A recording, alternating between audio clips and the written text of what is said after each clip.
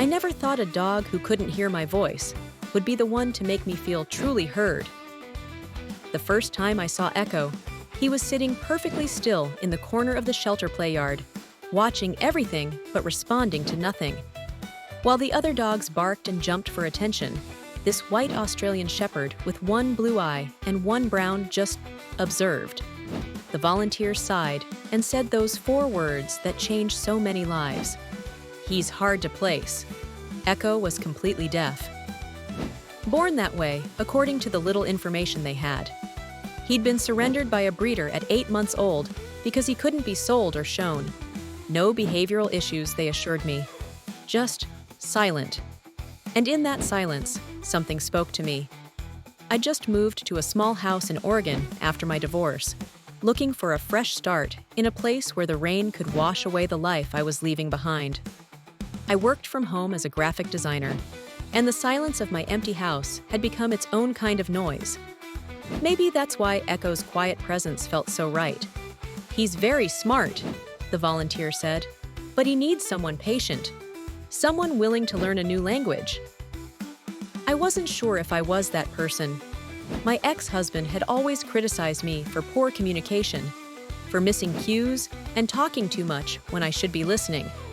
But something about this dog's attentive gaze made me feel like maybe, just maybe, we could figure out how to understand each other. So Ekko came home with me on a cloudy Tuesday in October. Those first weeks together revealed how little I knew about living with a deaf dog. I kept calling his name out of habit, my voice echoing through rooms where he couldn't hear me. I'd clap my hands behind him and feel a stab of guilt when he startled. Everything I thought I knew about connecting with a dog suddenly felt useless. Our neighborhood walks were exercises in anxiety. Ekko couldn't hear approaching cars or other dogs barking warnings. Without auditory cues, the world seemed full of sudden dangers. I became his ears, constantly scanning for threats he couldn't detect, tugging the leash at precisely the right moment to guide him away from trouble. But just as often, I miscalculated, pulling too soon or too late, confusing him further. At night, I'd watch him sleeping peacefully, untroubled by the occasional thunder or the neighbor's barking dog, and wonder if I'd made a terrible mistake. Not for me. I already loved his attentive presence, but for him. Did he deserve someone who actually knew what they were doing? My sister called after we'd been together for 3 weeks. "How's it going with the special needs dog?" she asked, not unkindly. "He's not special needs," I shot back, surprising myself with my defensiveness. "He's just different." "And how's that working out?" I hesitated. "We're still figuring each other out." "You know, Melissa, there's no shame in admitting when something's not the right fit." That night, I sat on the floor next to Ekko and cried, my tears silent to him just like everything else.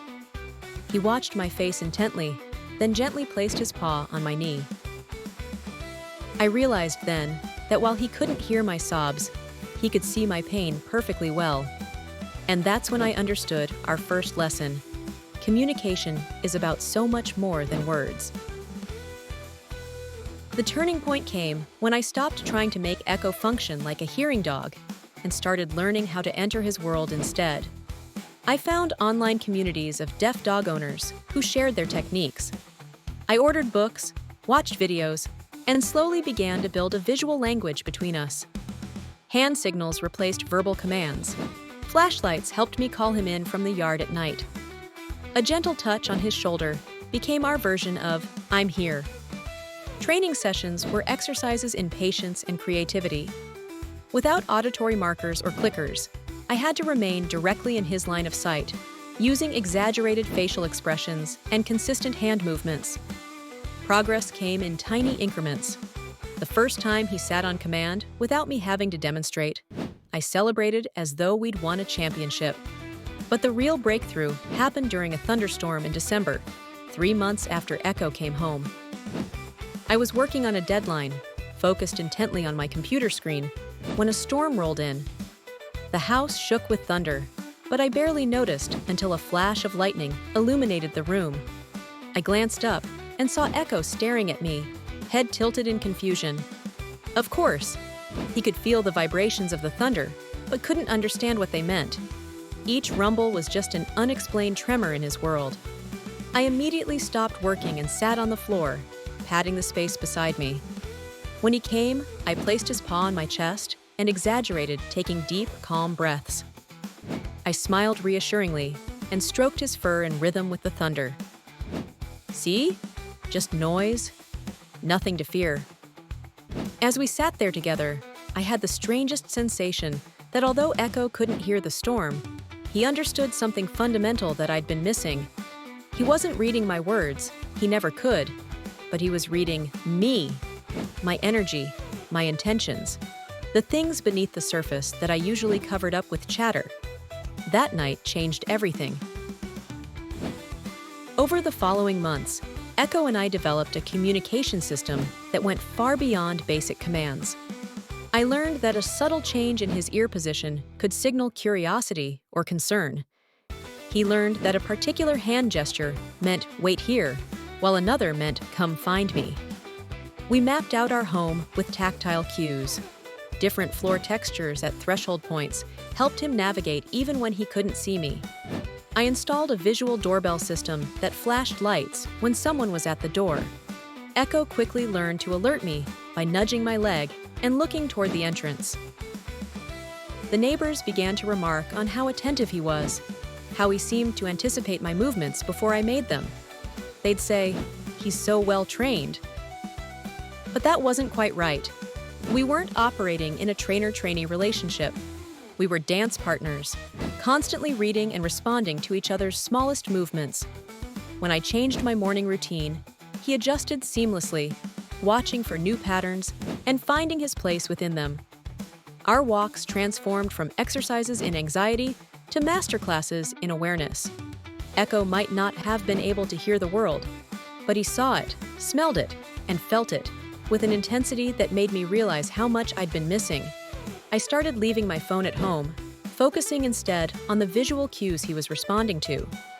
The subtle shift in another dog's posture that telegraphed their intentions.